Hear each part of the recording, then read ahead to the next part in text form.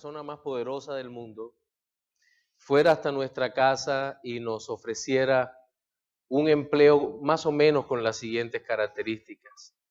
Mira, vas a trabajar para mí, te prometo que vas a sufrir mucho, la paga no te la voy a dar de inmediato, van a pasar muchísimos años y solo después de esos muchos años es que vas a recibir gran cantidad de bienes, pero en el momento no vas a recibir mucho. Los que trabajen contigo y a quienes sirvas, seguramente muchos te amarán, pero otros van a criticarte en todo tu sistema de vida. Bueno, creo que más o menos esa es la oferta que Dios le hace a los que se involucran en el ministerio. No es para desanimarles, sino para que los que estén en el ministerio o van a estar en el ministerio sepan las situaciones que son propias de este precioso oficio. El ministerio es tan importante que tal vez el primer reformador magistral, Martín Lutero, le llamó, o tal vez sus seguidores, no hay mucha claridad en eso, le llamó el santo ministerio. Es santo porque es un ministerio apartado justamente para la gloria de Dios. Posteriormente Calvino, cuando escribió sobre el ministerio, entendió que los oficios todos son para la gloria de Dios, pues no existe algo así como lo sacro y lo secular, pues todo pertenece al Señor, pero bien entendemos la importancia del ministerio cristiano que se desarrolla para la gloria de Dios dentro de la iglesia de Dios y para la extensión del reino de Dios. Creo que eso lo debemos tener en mente y entender que Dios nos ha dado un mandato o ha entregado un mandato a los ministros que es tan poderoso que nosotros no podemos simplemente echarlo a un lado. Hay muchos lugares en la Escritura donde podemos hablar del llamado ministerial y de el mandato que Dios ha dado a los ministros para servir. No obstante, hoy solamente quiero tomar un pasaje que se encuentra en segunda carta del apóstol Pablo a Timoteo, segunda a Timoteo, capítulo 4, versículos 1 al 5. Segunda Timoteo 4 del 1 al 5, cuando lo tenga se puede poner sobre sus pies para iniciar la lectura.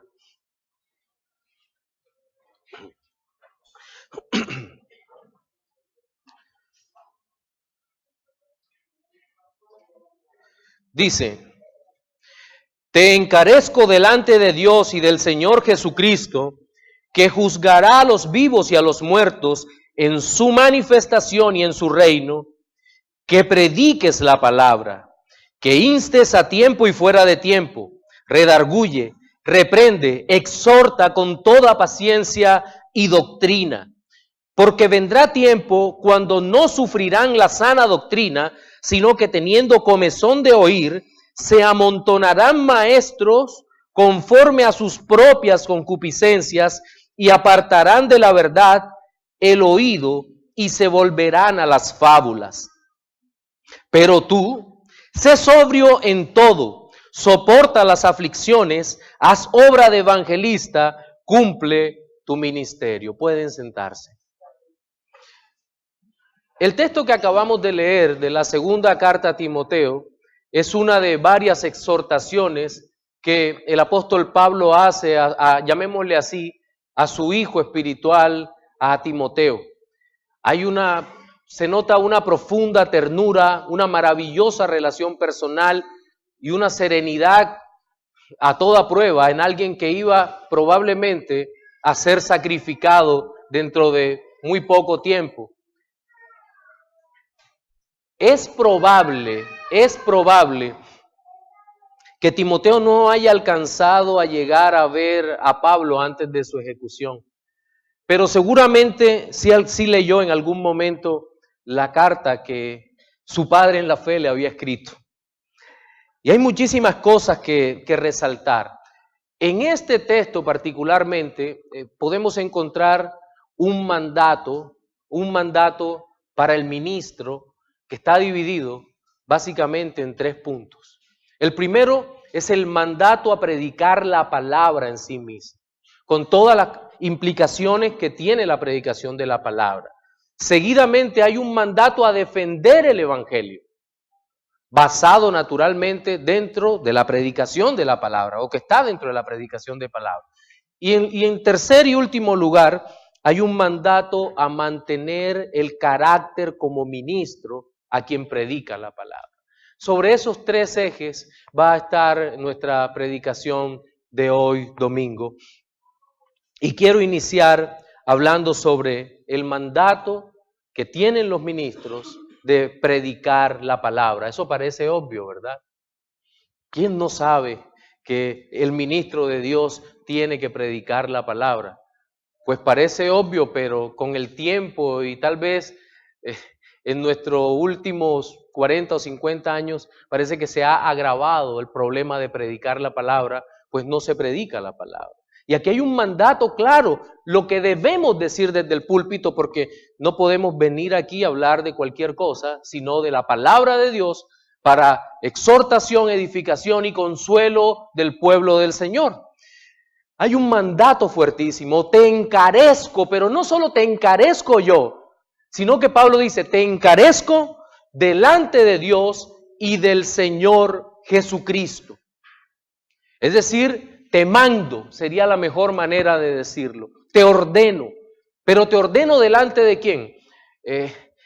Toda la salvación es una, llamémosle así, es la economía trinitaria, la economía de la salvación. Dios el Padre ordena, decreta, Dios el Hijo, Cristo nuestro Salvador ejecuta la obra y Dios el Espíritu aplica esa gloriosa salvación en nuestros corazones.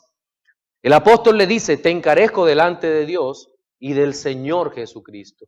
¿Que hagas qué? Pues bien, es la predicación de la palabra. Pero ¿por qué razón te encarezco delante de Dios? Pues bien, porque Él, Cristo, juzgará a los vivos y a los muertos. Es decir, hay una primera verdad que debemos aprender todos los ministros cuando predicamos el evangelio, cuando predicamos la palabra del Señor. Se trata de que el mensaje que damos es un mensaje urgente y es un mensaje de vida o muerte. Es un mensaje de vida o muerte. Las personas, muchas de las personas que nos escucharán, tal vez tengan ese día su última oportunidad de conocer al Señor. Alguien dirá, pastor, no sea tan trágico, Dios ha decretado todo desde la eternidad. Sí, pero como nosotros no podemos ver el decreto de Dios, estamos llamados a instar con toda urgencia a hombres y mujeres para que se vuelvan al Señor. Porque es evidente que vendrá un juicio. Jesucristo, el Señor Jesucristo, quien juzgará a los vivos. La explicación hermenéutica es bastante sencilla. El Señor Jesucristo va a juzgar a los que estén vivos al momento de su venida y a los que estén en las tumbas serán levantados para ser juzgados. Dice la Escritura que los que persisten en hacer bien, y hacer bien aquí tiene que ver con creer en Cristo, pues resucitarán a vida eterna, o resucitaremos a vida eterna, pero aquellos que no han creído en Cristo, para condenación y vergüenza. Ahora bien, dice, los vivos y los muertos en su manifestación y en su reino. La palabra para manifestación es epifaneia y tiene una aplicación curiosa en el griego koiné, sobre todo porque era algo así como cuando un gobernante importante del imperio, estamos en el contexto histórico del imperio romano, el gobernante se presentaba a una población y decían que se manifestaba el gobernante. Pero la manifestación de Cristo es una manifestación gloriosa, una manifestación maravillosa en donde el Dios Todopoderoso se mostrará en su gloria. ¿Cuándo? En su venida. Sabemos que el Señor ya vino, sabemos que en su primera venida murió en la cruz del Calvario, derramó su sangre, salvando a su pueblo, y redimiéndolo para su propia gloria. Pero claramente este pasaje habla de la segunda venida de Cristo. Y es curioso cuando uno empieza a leer sobre este texto y se encuentra con algunos comentarios de hermanos que son premileniales dispensacionalistas, en español, hermanos que creen en una doble o triple segunda venida de Cristo, que primero el Señor viene a llevarse a su pueblo, luego quedan aquí viviendo algunos, el Señor juzga a los suyos, pero después juzga a los demás, en una escatología por demás compleja, pero inconsistente con la palabra del Señor. Lo que está diciendo el texto es claramente motivo de alegría para los redimidos, pero motivo de mucha preocupación para los que no son redimidos, porque el Señor con toda seguridad que está hablando de una sola segunda venida. La manifestación y el reino de Cristo. Cuando Cristo, nuestro Salvador, se manifieste, no habrá más segundas oportunidades para aquellos que no han creído en el Señor. Y es por eso que el mensaje de la palabra del Señor es un mensaje tan urgente, tan necesario, tan actual. Y es por eso que tenemos que hacer énfasis, mis hermanos, continuamente en esta verdad, en predicar la palabra. Pero el apóstol no se queda allí, sino que le dice, mira, yo quiero que prediques la palabra. No dice las palabras, dice la palabra. ¿A qué se refiere? Seguramente a lo que antecede a este maravilloso texto. ¿Se acuerdan? Toda la escritura es inspirada por Dios y útil, dice aquí, y útil para redarguir, para corregir, para instruir en justicia, a fin de que el hombre de Dios sea perfecto, enteramente preparado para toda buena obra.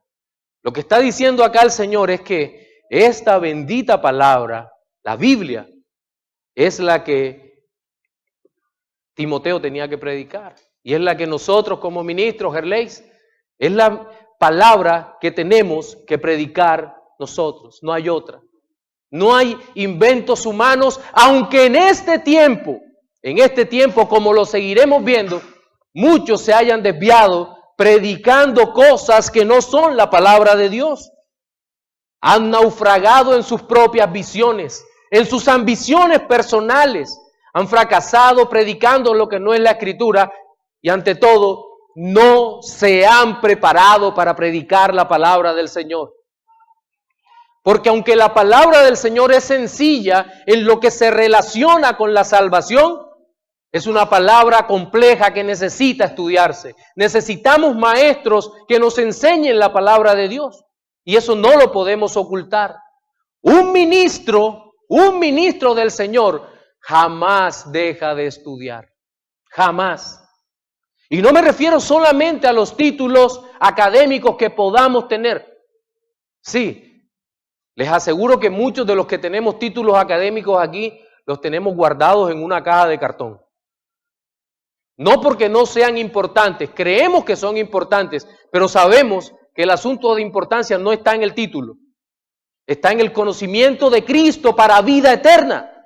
Ese es el asunto focal que debemos tener en mente. El ministro, aunque no esté estudiando formalmente, porque está lejos, porque no puede, por alguna razón, siempre tendrá que estar encima de los libros.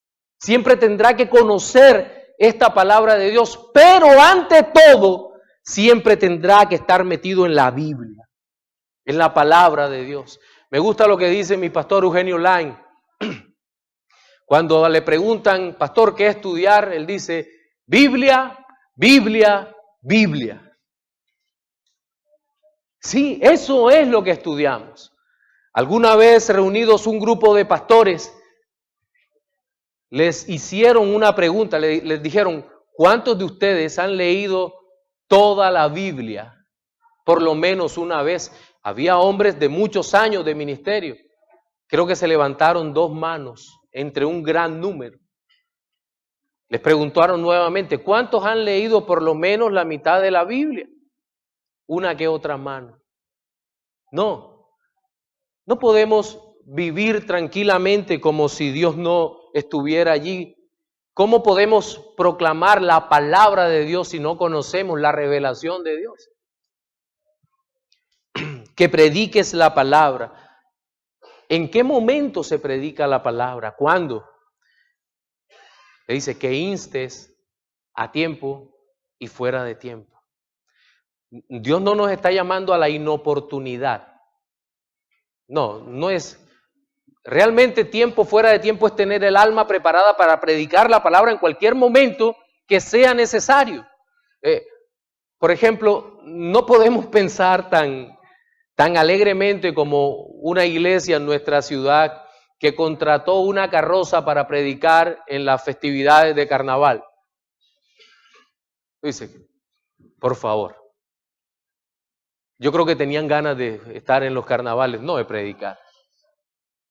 No, la palabra de Dios sí debemos predicarla a tiempo y fuera de tiempo. Hay momentos, Dios nos da la oportunidad y debemos estar atentos para predicar esta bendita palabra, ¿verdad? Es lo que la Escritura dice, que instes a tiempo y fuera de tiempo, y luego dice, cada una de estas palabras es importante. La primera tiene que ver con redarguir. Es como enseñar a través de la doctrina qué es lo que está pasando en nuestra alma. ¿Recuerdan que la obra del Espíritu Santo? El Espíritu Santo nos redarguye de pecado.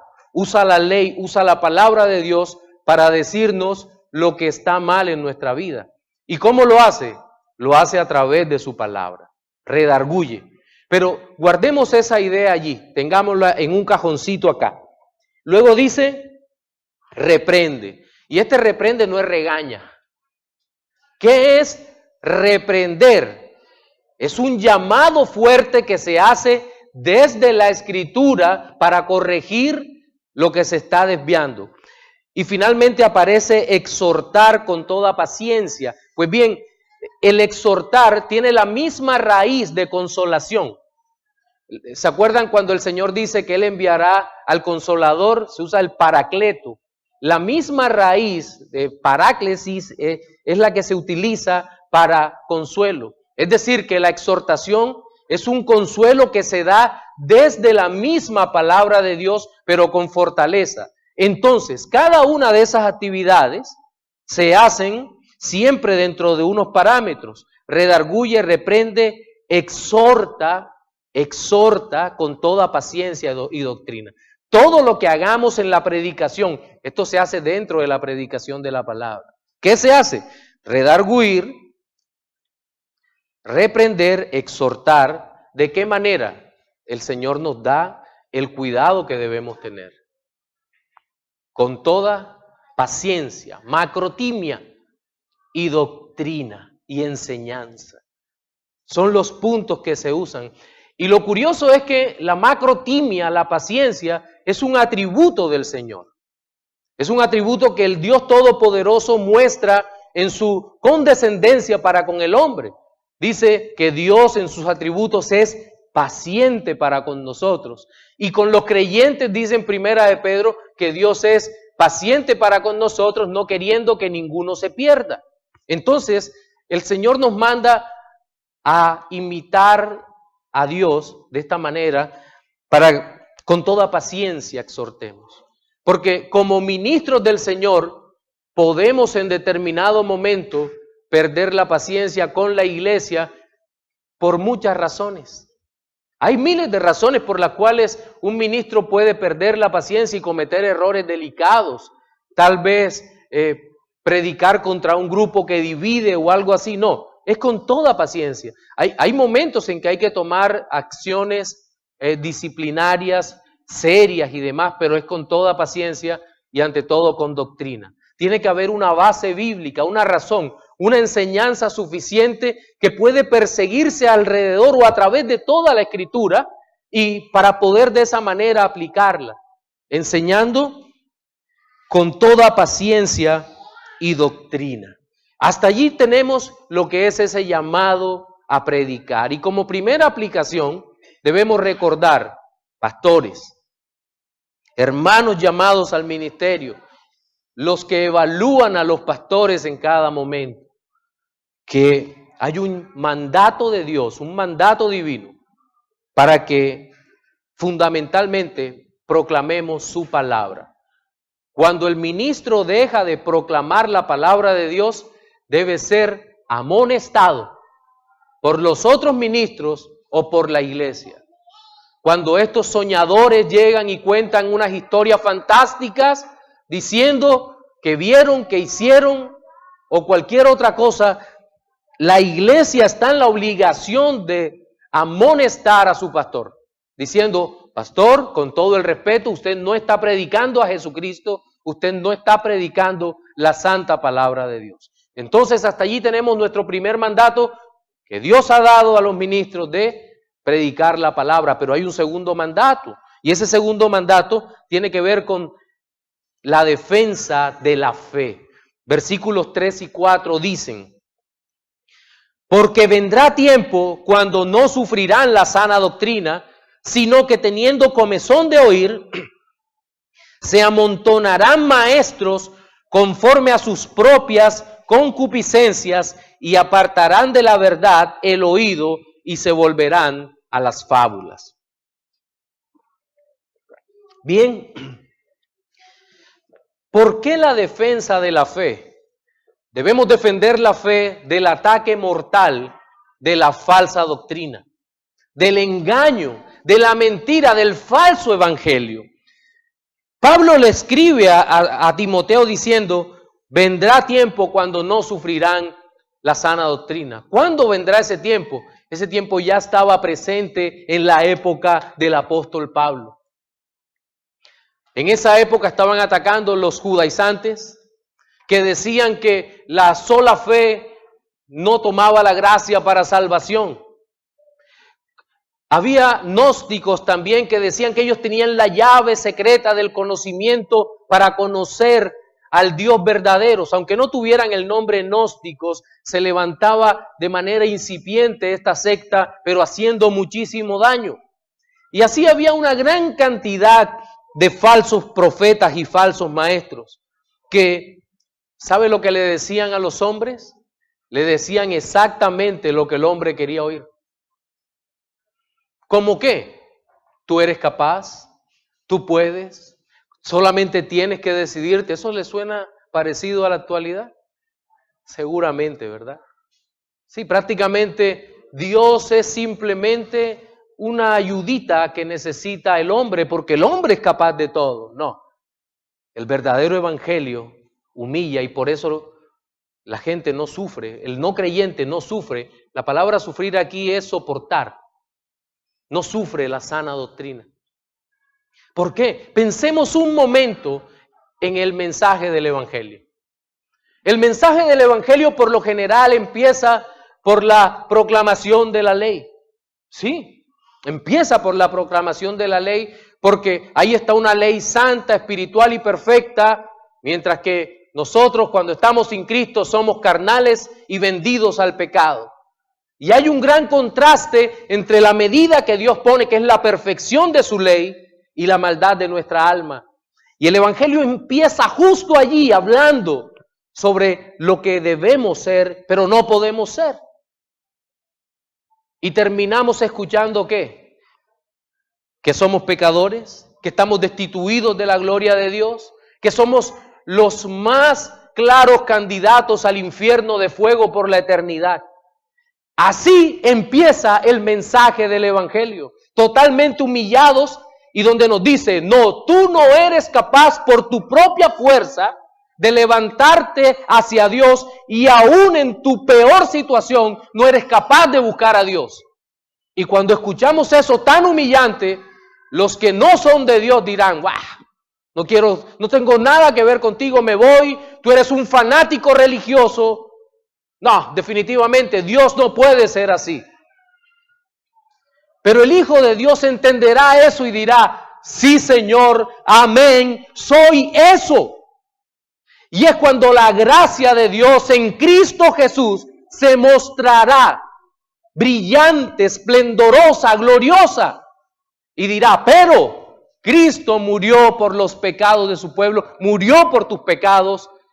Y extendiendo la mano el Señor, cual Pedro cuando se hundía, después de haber caminado sobre las aguas, seremos tomados por el Señor en su mano y podremos andar con Él.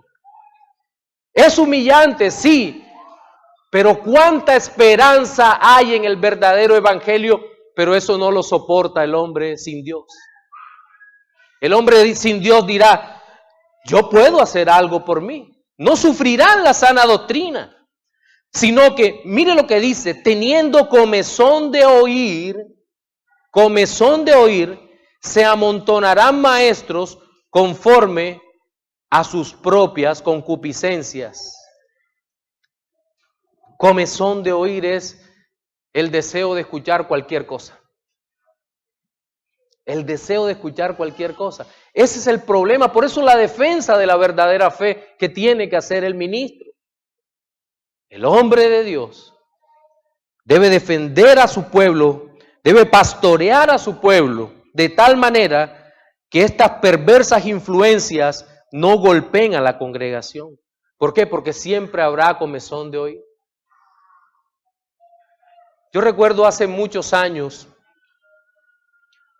un joven iba a toda prisa y pasó a mi lado. Y conociéndolo le dije, ven acá, ¿dónde vas? Y me dijo, mira, voy donde un pastor, donde en su iglesia hacen llover escarcha de oro. Voy para allá, mi hermano. Y yo, ven acá, pero ¿cuál es el propósito de esto?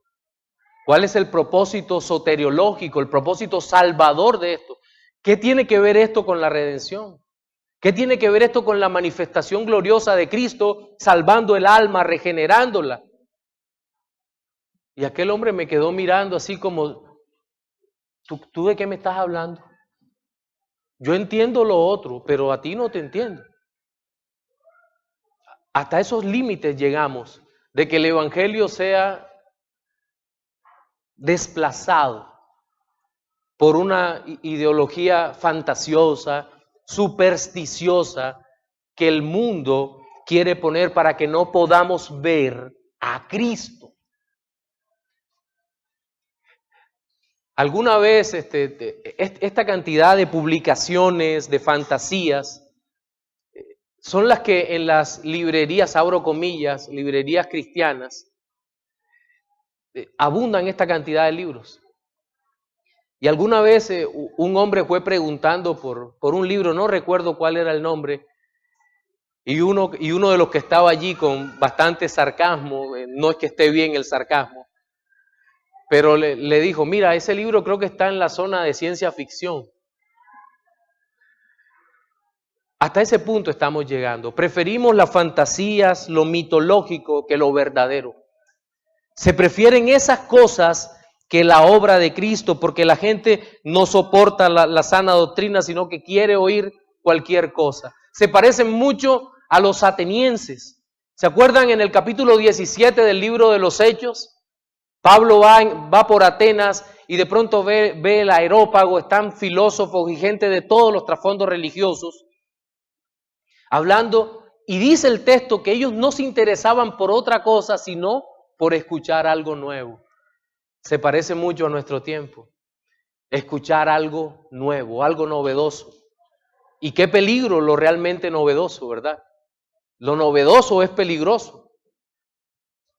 Ahora, si usted me pregunta por actualizado, nuestro Señor siempre estará más actualizado que nosotros, porque Él es eterno.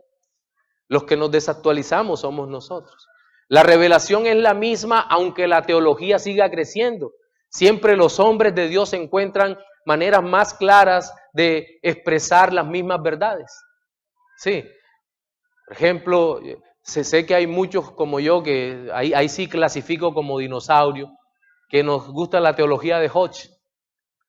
Pero entiendo que hay teologías de este tiempo que son mucho más sencillas. También las leo.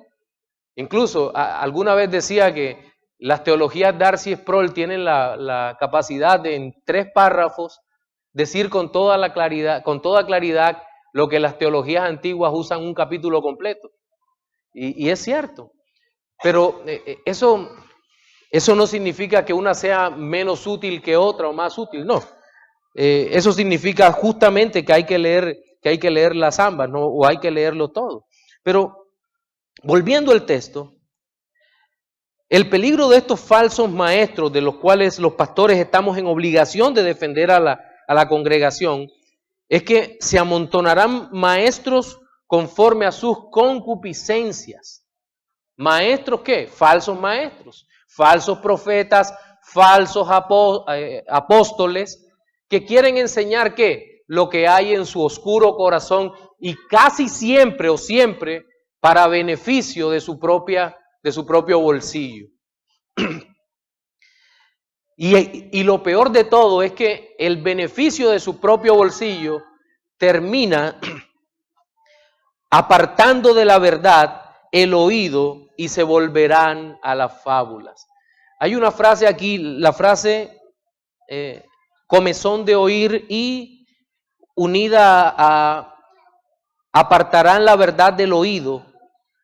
Esas dos palabras allí, según dice Trenchard, Ernesto Trenchard, el comentarista británico-español, dice que es algo así como cuando alguien toma una plumita y empieza a pasarla por el oído. Es una sensación suave, con una leve cosquilla que termina durmiendo a la persona, insensibilizándola del resto de la realidad hasta que la persona simplemente se duerme. Y creo que lo vemos, hay algunos niños todavía que se duermen así, acariciando la mantita o la mamá le toma la oreja hasta que lo duerme y el niño queda así. Creo que el éxito de Satanás es para el mundo, es algo así. Le ofrece algo que el mundo quiere escuchar. Le dice exactamente lo que el mundo quiere escuchar. Y aquí estamos llamados los pastores a decir, no se dejen engañar de Satanás. La Biblia dice, la palabra de Dios enseña. Esto es lo que la palabra de Dios enseña. Por lo tanto, cuidado con lo que Satanás quiera poner en sus corazones a través de los falsos maestros.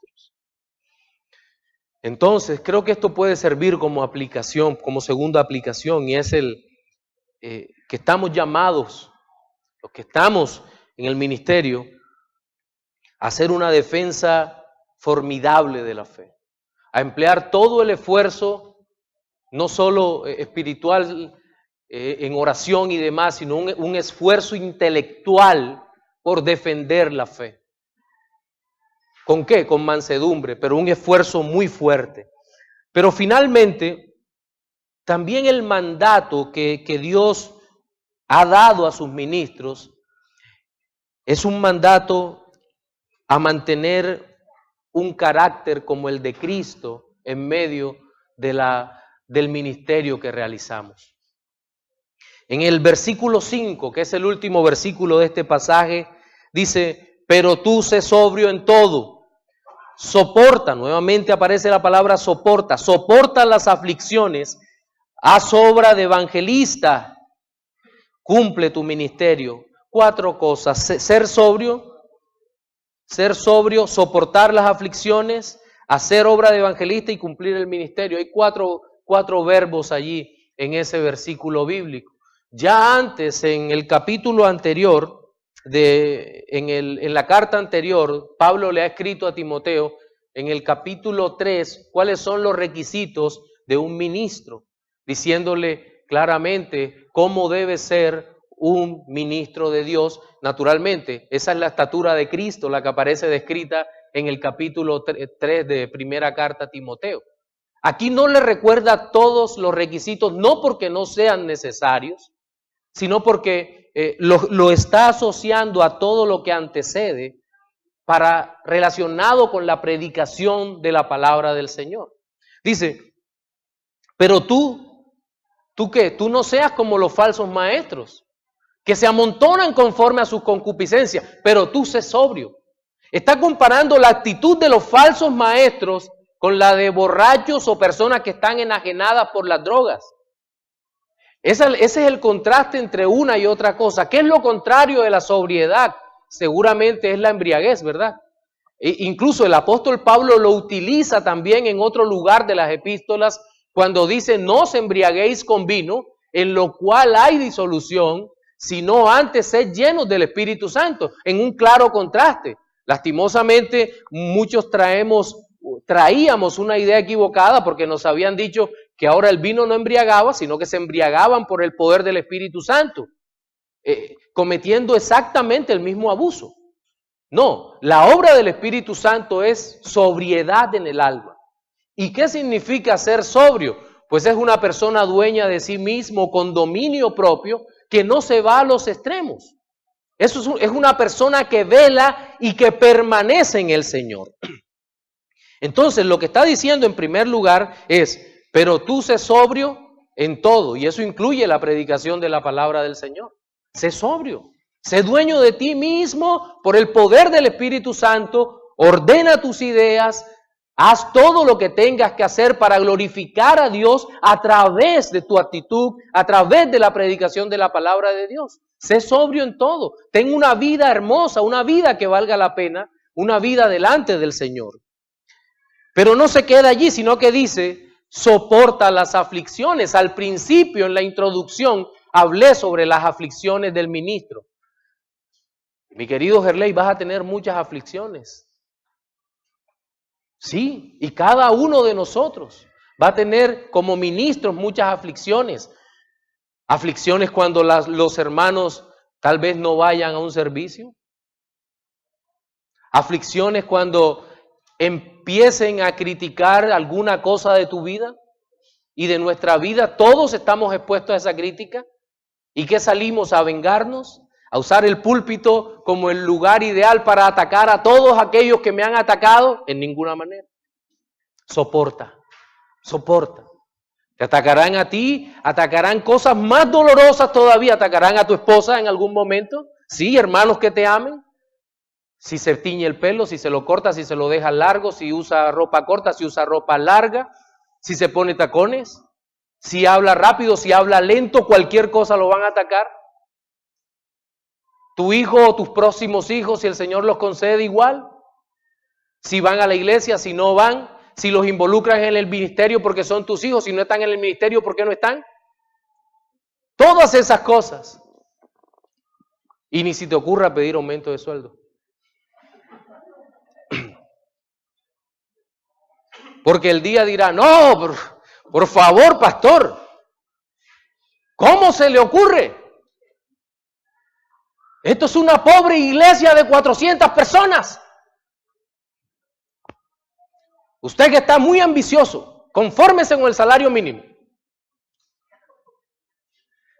No, todo eso pasa en muchos lugares, mis hermanos. Pero dice el Señor, soporta. Soporta, porque así como pasa eso, habrá mucha gente que te ame. Mucha gente, la mayoría, gracias a Dios. Gente hermosa que estará orando por ti y que en los momentos de crisis del evangelio para tu vida, que no sepas qué hacer, llegará la ayuda de donde tú menos crees. El Señor pondrá la ayuda allí. Soporta. Me gusta algo que dice el pastor Sugel en su libro de Delante de Dios, de parte de Dios delante de Dios, que dice, pastor, nunca renuncie el lunes. Sí. Tal vez el lunes es el día más decepcionante, aunque tengo amigos que se sienten muy bien el lunes, son mis hermanos, pero el día tal vez más decepcionante para cada pastor es el lunes. O el día que montan, los que tenemos la oportunidad de repetir nuestro sermón por el video, el día que montan el video y lo vemos, decimos, oh Dios, yo dije eso, qué horror. Señor, ayúdame a por lo menos ser un poco mejor en la predicación para que el pueblo no se pierda. Soporta las aflicciones, haz obra de evangelista. Sobre esta parte evangelista quiero hacer una claridad interpretativa antes de seguir adelante. Para muchos, el evangelista simplemente desapareció del mundo junto con los apóstoles. Sabemos que el ministerio apostólico cesó con la muerte del último apóstol porque eran hombres escogidos directamente por la persona de Cristo encarnada y con una capacidad especial y un poder especial de Dios, igual ya habían desaparecido los profetas y los evangelistas, por ser prácticamente los asistentes, por llamarlos de alguna manera, de los apóstoles, han dicho, no, desaparecieron. Otros creyentes serios han dicho, no, no han desaparecido, porque es una labor que seguimos haciendo hoy en día. El hecho es que, aunque Timoteo podía ser un evangelista, Pablo no le está diciendo que ejerza el ministerio de evangelista, sino que realice la obra de evangelista, la cual es muy descuidada en nuestro tiempo y en mucho tiempo. ¿Por qué es descuidada? Pues justamente porque tenemos que defender a la iglesia, porque tenemos que predicar la palabra, que son labores legítimas del ministro de Dios. ¿Preparar un sermón es fácil? No, no es abre la Biblia y donde salga y predico. Eso no es así. Lleva muchas horas de preparación, usemos o no bosquejo, ¿verdad? Es muy difícil preparar un sermón, no es hay que estudiar mucho, hay que orar mucho y suplicar a Dios ayuda. Eso no quita tiempo, es una labor necesaria. Pero también tenemos que defender a la iglesia y eso implica que a veces nos toca meternos en un debate con personas que no tienen nuestra misma fe, pero que hay que callar sus bocas con mansedumbre, mostrándole la escritura para que entiendan que están en un error. Eso también hay que hacerlo, pero todas esas actividades nos quitan el tiempo para evangelizar, para la extensión del reino de los cielos. Y nosotros, si bien el evangelizar es una obligación de toda la iglesia, de todos los miembros, también es cierto que en cabeza nuestra está la mayor responsabilidad.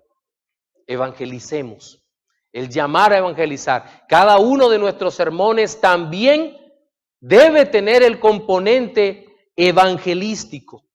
Haz obra de evangelista, cumple tu ministerio. ¿Cuál ministerio? El de toda la carta. Timoteo fue llamado, fue ordenado al ministerio, Pablo puso sus manos sobre él, el resto de los ancianos, y fue enviado.